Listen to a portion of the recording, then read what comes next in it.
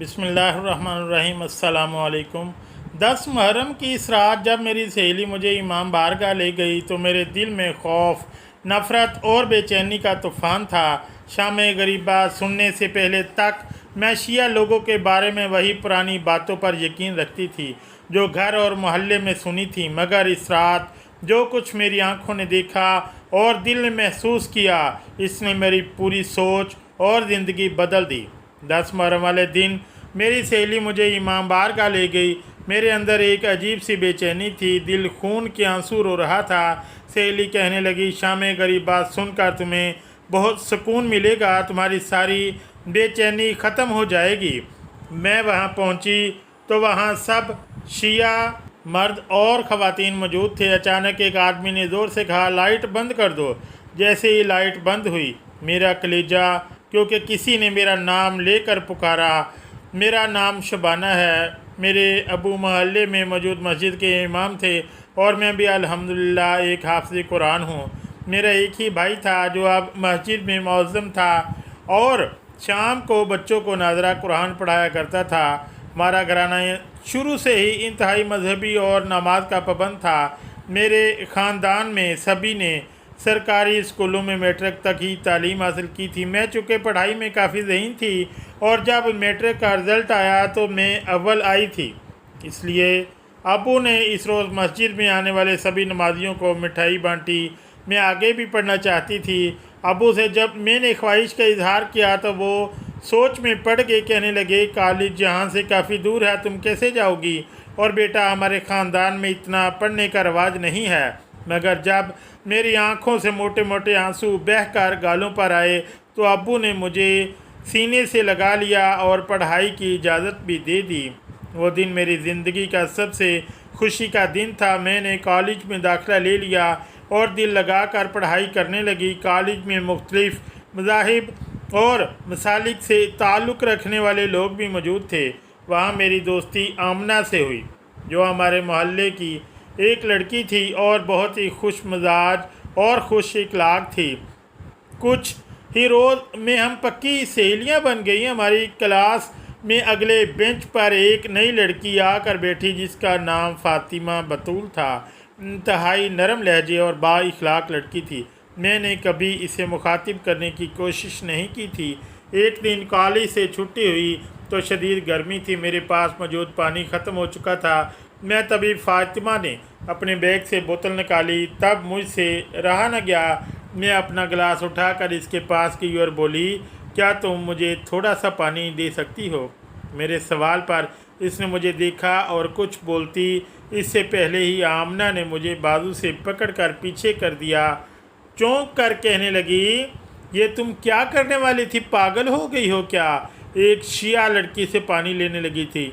आमना की बात सुनकर मुझे झटका सा लगा। मैंने एक नज़र इस लड़की पर डाली।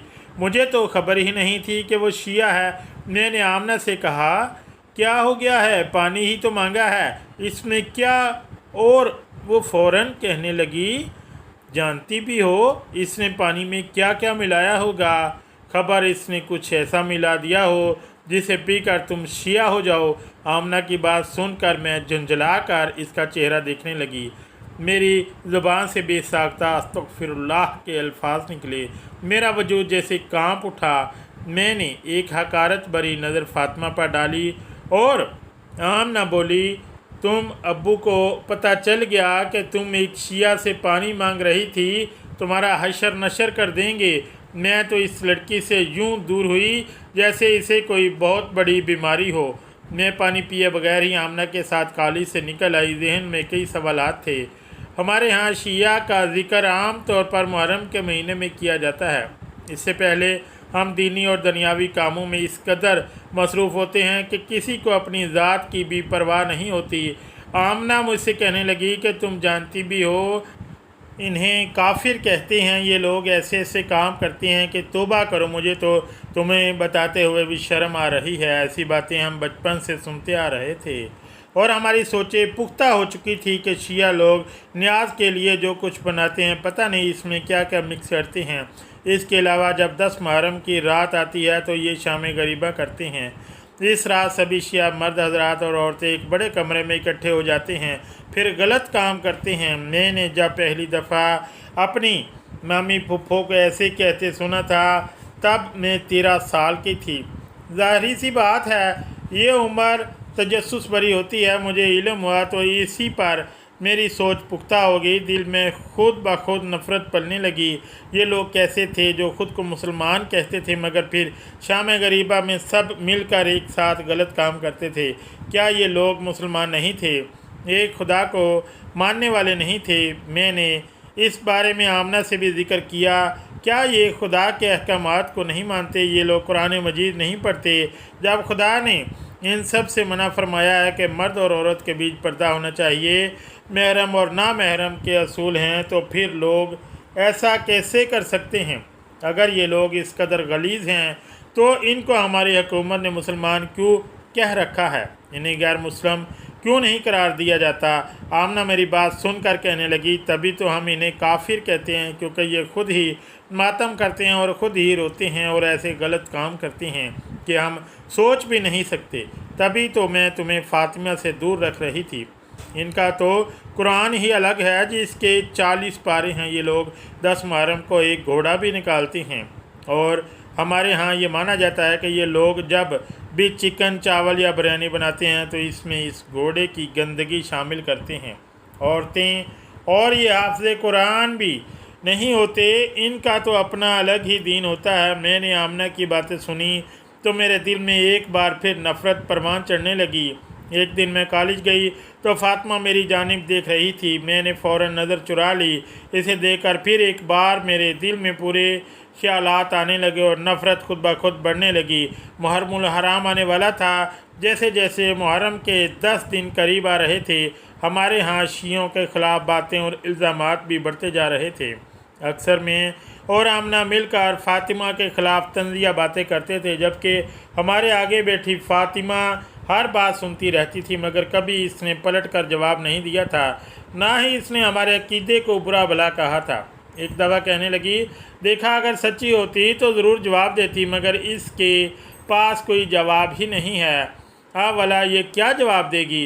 इतना सुनना था कि फ़ातिमा पलट कर हमारी तरफ देखने लगी। इसके चेहरे पर मुस्कुराहट आ गई।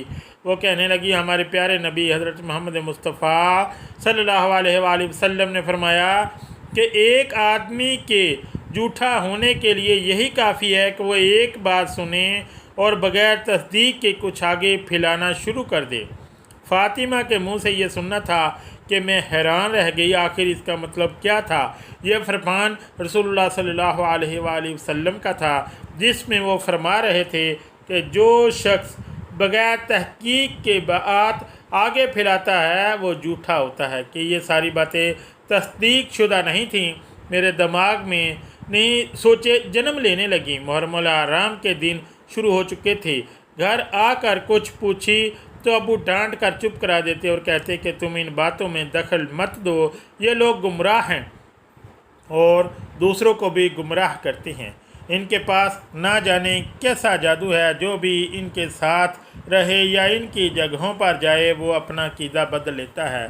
मैं अबू से बहुत खौफ खाती थी, इसलिए इन्हें नहीं बताया कि मेरी क्लास में एक शिया लड़की बैठती है, मगर दिल में तजस्सुस बेचैनी किए देता था। मैं दीनी तालीम याफ्ता थी, हाफ़िज़ कुरान थी, इसलिए न जाने क्यों मुझे लगा कि मुझे फ़ातिमा से बात करनी चाहिए, इसके अक़ीदे को जानना चाहिए, क्योंकि हमारे नबी का फरमान है।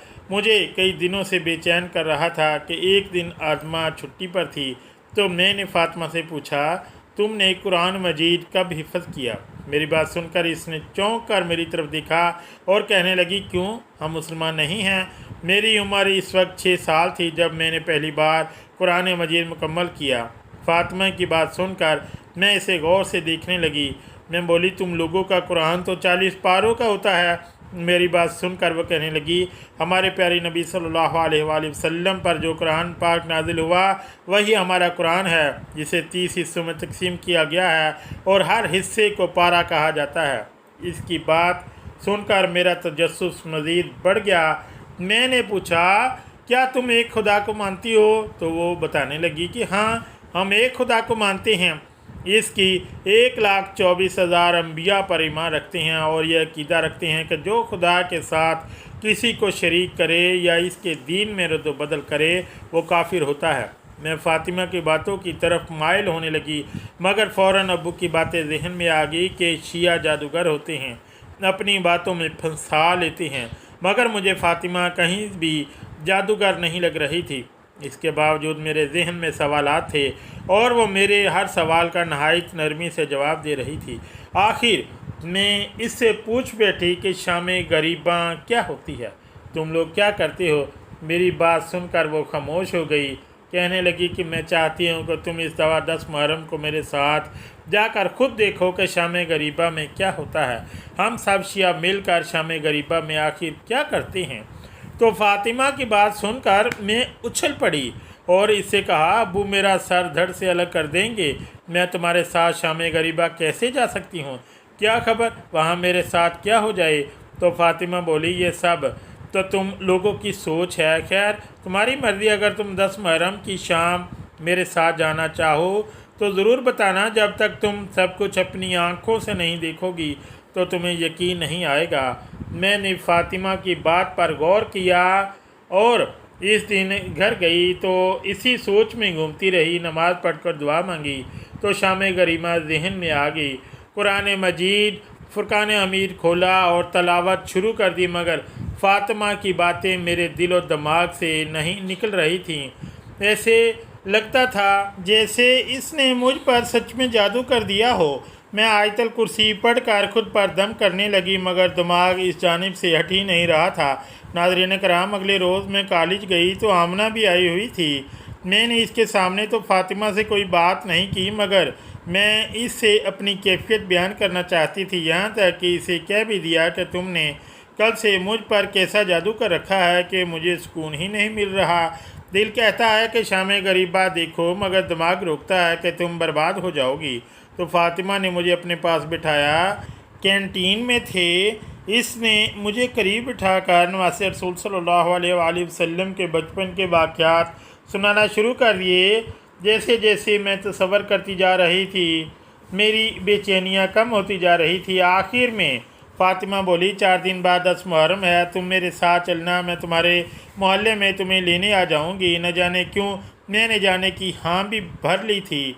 मैं बस हकीकत अपनी आँखों से देखना चाहती थी। 10 मुहर्रम का दिन करीब आ रहा था और हमारे यहाँ कुरान ख़्वानी रखी गई थी और नात की महफ़िलें भी सजाई गई थीं। 10 मुहर्रम का दिन चढ़ा तो मैंने रोज़ा रखा हुआ था, क्योंकि आज के दिन का रोज़ा बहुत बाबरकत समझा जाता है। मैं शदीद परेशानी में मुब्तला थी। समझ नहीं आ रहा था कि क्या बहाना बनाकर घर से निकलूं। मेरे अब्बू ने सबको मना कर रखा था कि आज की शाम कोई भी औरत घर से बाहर नहीं निकलेगी। मैंने कुछ सोचा और ज़िंदगी में पहली बार अब्बू से झूठ बोलने के लिए आई। अब्बू सामने बैठे थे। मैंने कहा, अब्बू मेरी दोस्त आमना के यहाँ कुरान ख़ानी है, इसलिए मुझे ख़ास आने की दावत दी गई है, तो क्या मैं इसके यहाँ चली जाऊँ। अब्बू ने यह सुना तो कहने लगे, वो मेरी एक अजीज़ की बेटी है, इसलिए तुम चली जाओ, भाई तुम्हें छोड़ आएगा और जब वापस आना हुआ तो मुझे फ़ोन कर देना। मैंने हाँ में सर हिला दिया। मेरे पास मोबाइल फ़ोन मौजूद था। मैंने फ़ातिमा को कॉल कर दी, मगर फिर से कुछ देर पहले भाई मुझे आमना के घर पास छोड़कर चला गया। अब फ़ातिमा आ चुकी थी। इसका घर हमारे मोहल्ले से 15 मिनट की दूरी पर था। इसने सादा सा लिबास पहन रखा था और स्याह बुरखे में मलबूस थी। वो मुझे कहने लगी, तुमने सफ़ेद चादर क्यों पहन रखी है, तुम जानती नहीं आज 10 मुहर्रम का दिन है और तुम शाम गरीबा की मजलिस में जा रही हो। ये लो, मैं तुम्हारे लिए काली चादर लेके आई हूँ। मैंने इसकी बात मानी और फ़ौरन चादर से खुद को लपेट लिया। आगे न जाने मेरे साथ क्या होने वाला था। दिल में अजीब से वसवसे थे, जबकि फ़ातिमा पुरसुकून थी। इसने मेरा हाथ थामा और मुझे अपने साथ ले जाने लगी। वहाँ बैनर लगे हुए थे। मेरा वजूद थर थर काँप रहा था। दिल चाहा कि सब कुछ छोड़कर वापस भाग जाऊँ, मगर मैं ऐसा न कर सकी। जहन में तस्वीरें बन रही थी। कहा जाता था कि यहाँ गलत काम किए जाते हैं, कहीं आज मेरी इज़्ज़त ना लुट जाए। ये सोचकर मुझे बहुत डर लग रहा था। मेरे माँ बाप तो मुझे जान से ही मार देते। आँखों में खौफ से आंसू आ रहे थे, मगर जाने का कोई रास्ता नहीं बचा था। मैंने अपनी इज़्ज़त खुदा के हवाले कर दी। सभी स्याह लिबास में मलबूस थे। फातिमा मुझे अंदर ले गई, जहाँ एक तरफ औरतें बैठी हुई, हम भी वहीं पर बैठ गए। वहाँ इसकी अम्मी और बहनें भी बैठी हुई थीं। फातिमा ने मेरा तारुफ़ करवाया तो उन्होंने बड़ी खुश दिली से मेरा इस्तकबाल किया, मगर मेरा दिमाग अभी भी झंझला रहा था। मैं वहाँ से भाग जाना चाहती थी, मगर तभी फ़ौरन ही लाउड स्पीकर पर एक शख्स की आवाज़ गूंजी जो कहने लगा कि तमाम रोशनियाँ बुझा दी जाएं। मेरा दिल डूब गया, गोया मुझे अपनी मौत दिखाई देने लगी। मैंने फातिमा से कहा, अब क्या होने वाला है? जहन में तसव्वुर आया कि अब मर्द भूखे भेड़ियों की तरह औरतों की तरफ बढ़ेंगे, मगर जैसे ही अंधेरा हुआ, एक मर्द लाउड स्पीकर पर वाक़या करबला सुनाने लगा। वो इमाम हुसैन अलैहिस्सलाम की शहादत के बाद का मंज़र बयान कर रहा था। वो कह रहा था कि जब रसूलुल्लाह सल्लल्लाहु अलैहि वसल्लम के नवासे को शहीद कर दिया गया तो एक भी मर्द बाकी न बचा सिवाय इमाम हुसैन अलैहिस्सलाम के बड़े बेटे के, जो इस वक्त बीमार थे। इमाम ज़ैनुल आबिदीन के अलावा सब शहीद हो चुके थे। वो कह रहा था कि शहादत के बाद यजीदी फ़ौज ने नवासे रसूल सल्लल्लाहु अलैहि वसल्लम की लाश पर घोड़े दौड़ा दिए। हर तरफ को राम मच गया था। खेमों में मौजूद मस्तूरात रोने लगीं। जब यजीदी फ़ौज खेमों की जानब आई तो खेमों को आग लगा दी गई। इनके पास ना भाई था, ना बेटा, ना भांजा, ना भतीजा, सब सहरा में पमाल हो चुके थे। खेमों को आग लग गई थी तो सब चीखो पुकार करते हुए बाहर की तरफ दौड़ी। एक खेमे में इमाम हुसैन अलैहिस्सलाम के बड़े बेटे मौजूद थे। सईदा ज़ैनब सलामुल्लाह अलैहा ने जब अपने भतीजे का खेमा जलते देखा तो बीमार भतीजे को कंधों पर उठाकर बाहर आई ताकि भाई की आखिरी निशानी को बचा सके। कई मस्तूरात और बच्चे इस भगदड़ और आग में जल गए। हज़रत इमाम हुसैन अलैहिस्सलाम की 4 साला बेटी बीबी सकीना, जिनके बुरखे में आग लग चुकी थी, वो अपने बाबा का नाम लेकर रोती मदद को पुकार रही थी। खेमों का स्याह धुआं और अंधेरा फैल चुका था।